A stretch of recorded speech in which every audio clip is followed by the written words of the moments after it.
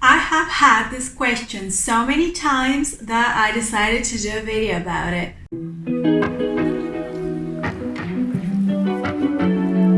Hello eco-fashionistas, it's me Eva and this is Fashion Transformation with Eva. You're here because you want to create the sustainable wardrobe you have always wanted and you want to learn more on how to do that. Today we are going to explore how to thread sewing machines, and a lot of you have sewing machines that you don't really use because you don't know how to thread and how to get them going. So today we are going to do just that. Before we start, be sure to subscribe if you haven't done so already and hit the notifications bell button at the bottom of this video so you know when I upload next. Let's do it. Okay, the first thing to acknowledge is that we've got our machine here and it has other components such as a pedal, which in this case is separate to the lead, which is for plugging the machine into the socket. On some machines they're connected. So in my case, the plug, which I've already plugged in, goes on the side, gets plugged to the side. You could see for a lot of machines it will look like this, and my pedal goes at the back, so it's got a little clicker like this. If your machine has got the pedal and the plug together, will usually go on the side or together with a little bit bigger piece that goes in. So the pedal can go on the floor. Okay, the next thing that we need to talk about is that when we do sewing on the machine, we've got thread at the top and thread at the bottom as well. And the first thing we need to do is to wind some thread on our bobbin, which is the bit that goes under here, and it provides the thread that comes from the bottom. And what I'm going to do is take some thread. There we go. And normally on the top of your machine, what you're going to have is we need to clean this machine. I don't use it as much. I use my industrial machine more these days.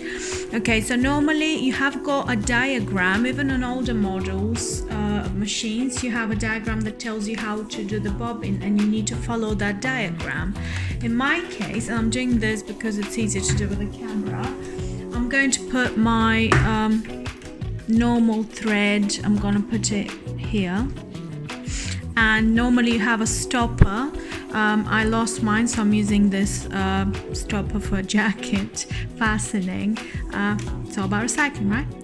And then I'm going to have the thread. Obviously you do that on your machine upright. And usually you have a little hook here.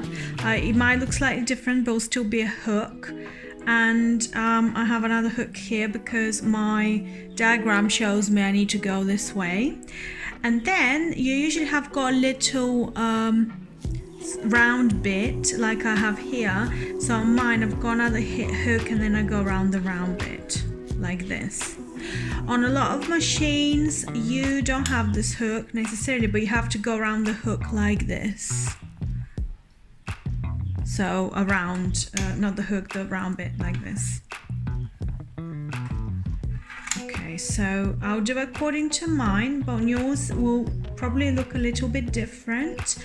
But just follow the diagram. Then you need to take your bobbin, and what you need to do is just wind thread around it a few times. Like this, and then you need to click it onto this bit here. You'd always have a bit here, and you need to push that bit towards you'd have another bit that's coming up, so you just push it towards it. On some machines you don't need to do that, but you need to push the other bit. In my case this bit is static, so I push the bobbin towards it. And again, you should have a diagram that should show you exactly how to do this on your own machine. And what we need to do now is turn the machine on. Usually your switch would be on one of the sides of the machines, and you'll know that it's definitely on because you should have a light. I mean, today's a bright day, so you can't really see the light as well, but it is on. And I've got my display here because it's a computerized machine, so it is definitely on. And the fact that I have pushed the bobbin, I've pushed it in like I showed you, means that my needle is disengaged. So when I press the pedal with my foot, the bobbin starts to wind up. Don't do this at home. Don't move the machine like I've just done here.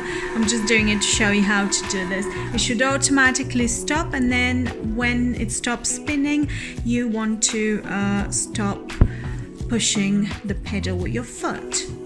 And then I'm going to turn the machine off for the moment, and I'm going to take out the bobbin. First of all, I'm going to push it back out, or if it's this bit in your case, push it that way.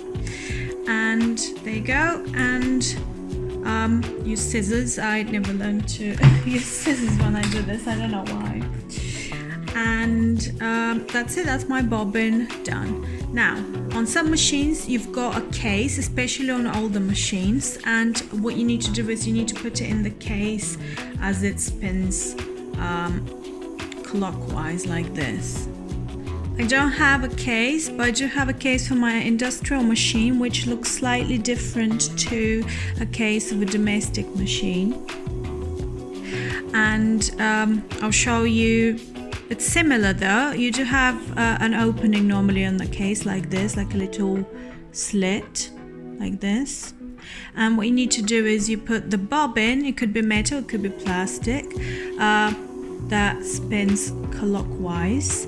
You put it in, and then the thread needs to go through that opening, and then there is usually a plate that goes under like that, and when you spin it, it should go clockwise. On domestic machines, you have a bit that sticks out normally, and that's the way you'd just push it into the machine. You should have an opening here, a little lid, and just you push it in and it should be in place. If you have a computerized machine like myself, then you will have a little lid like I do, like this, that you could just it clicks in place, and then you just move that, and then you could just take the lid out. And usually you have a diagram which shows you how to put the bobbin, and again, in my case, it actually spins anti-clockwise. You should have that on your machine written down, and so I just put it in. It's a bit easier in a weird way, and then there is a little channel where I'll put my thread through, and that's it. That's easy as that. You put the lid back on, done. It might slightly vary on your machine, but it will be very, very, very similar. Okay, the next thing we need to do is we need to thread the top of the machine, and we're almost there. And to do this, we get rid of that because that was for the winding the bobbin. What we need to do is, it shows us here, we need to go through there like this. That's all we need to do. Usually there's a hook or two, and we just need to put the thread through that. And then usually with our machines, you just go down, up, and down again. That's it. It could be from a left to right or from a right to left. And on newer models, you do get these little arrows that tell you what you need to do next. So step 2 is going down, step 3 is going back up, step 4, which is here, is going back down. Now in this gap, usually have a hook. You could see me moving it, and the thread should automatically hook onto it when you do that down, up, down movement. And the next thing you need to do, usually you've got a little hook here, you just need to move it a bit like that so you can see. You just need to go in like that. Pop. It almost happens automatically. And then you need to thread the needle, and you thread it from front to back. Okay, usually you should have a foot as well, and the machine foot will have an opening either in the middle or on one side. For standard, you put the thread through that opening so it's there, and then you need to catch the thread from the bottom before you start sewing. And to do this, on the side you've got a wheel, so if you just spin it towards you while holding this thread on the top, so spin, the needle goes down and it should pick up the thread from the bottom, and that's done. Now sometimes it takes more than one time going round, so don't give up if it doesn't happen straight away. And we are pretty much ready to stitch. I've got my fabric, I've just dabbled it up so it's a bit more thick, and I'm gonna turn my machine on.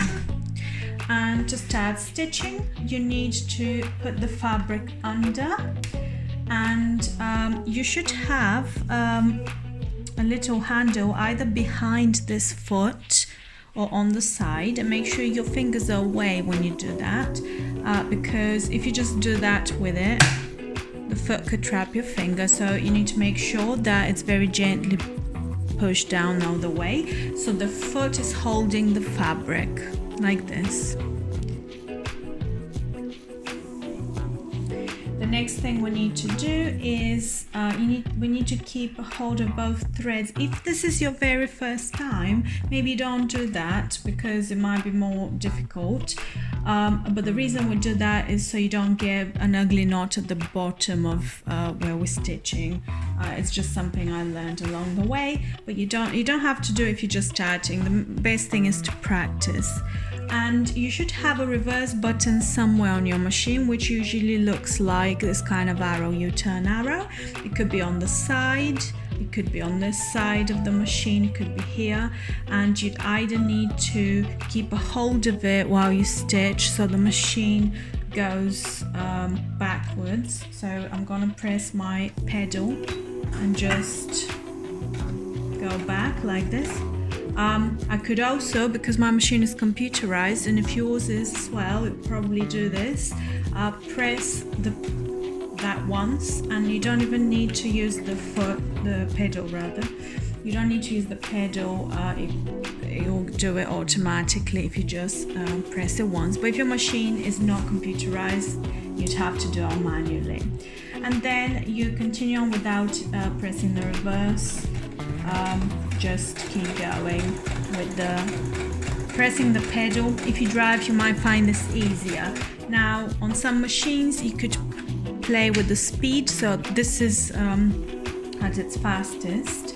I'm not really pressing the pedal as hard, but try and press it very gently to start with. It's a bit of practice. Another thing you need to know about is that you've got tension wheel, which the tension wheel is normally up here. It could be at the front somewhere, and it's usually a wheel, and it's got numbers. It varies between 0 and 9. My tension, so what that does is, depending on what material you use, you might need to change it. Generally, you probably don't have to that often, especially if you're using the same kind of materials. But so this is really good tension because it's kept my fabric looking flat. But if the stitch was too tight, so the tension was on a really high number for the material, then you would have puckered, and I'd need to go lower a little bit, just move it about like this. And if I had loops, then usually it means that the tension is too loose for the material that I'm using. Sometimes it could be the threads that are the problem, and so you need to tighten it. Only do it by half a point at a time and keep testing if you need to sort your tension out. I could do a whole new video just on issues, so let me know in the comments below if you want me to do that. Another thing you need to be aware of is that you'll have stitch length and different stitch types, and they'd be different. For example, my machine, I chose it, so I've got quite a few, and also buttonholes, but that's for another video. What you need to pay attention to really is just the normal stitch, which could be some machines can move their needles from right to left, and on my one it indicated the number of the stitch that I want. For example, if I want stitch number 1, which is just a straight stitch at the center, you should have a little dot to show you which side your needle is in regards to the foot. Then I go up 1 here, it shows me 1 on the display, and then I've got stitch number 1, which is central, and I could change the length. Here I have got length and width. If I've got zigzag stitch, I need a width. To give you an idea, if you're using thicker material, you want to go high on number on stitch. On mine it's up to 5 millimeters, and then I could I'm not going to go backwards again, I'm just going to test it to show you the difference.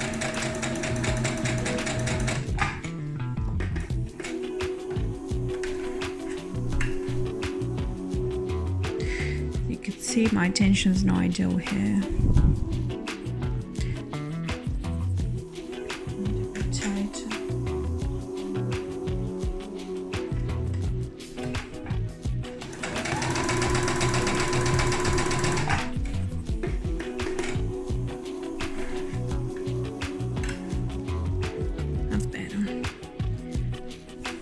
There we go, so that's our longest stitch and that's our short stitch. That's long, that's short. And if you're working with a stitch that's a bit more decorative, there's a good chance there will be width to it as well. So you could change that. So I've got I'll have 4 millimeter width, and you could also do the length, so the zigzag might be further apart. So I'll do it on 3. And you could just have a little play around and see what works, especially if you are working with decorative stitches and you want something more interesting. Now, something to be aware of. There we go, it's good. Something to be aware of is that my machine, it's all done as like a computer, but on a lot of machines you have the stitches with wheels, and one wheel will have the length of the stitch, so you need to move it to make it longer or shorter, and one wheel will have the different types of stitches that you have, and they'll be indicated like that. So you need to choose the stitch, and then you need to choose the length and potentially the width. And this is how to use basically your sewing machine. There's a lot more I can show you, so if you have any questions, put them in the comments below. I hope you have found this video useful and that it has helped you thread your own sewing machine and get it going. If you want any more videos on sewing machines and troubleshooting or things that you're not sure about how to do on your own sewing machine, comment below, let me know, and I'll try and answer all your questions. Until next time, stay creative and see you then.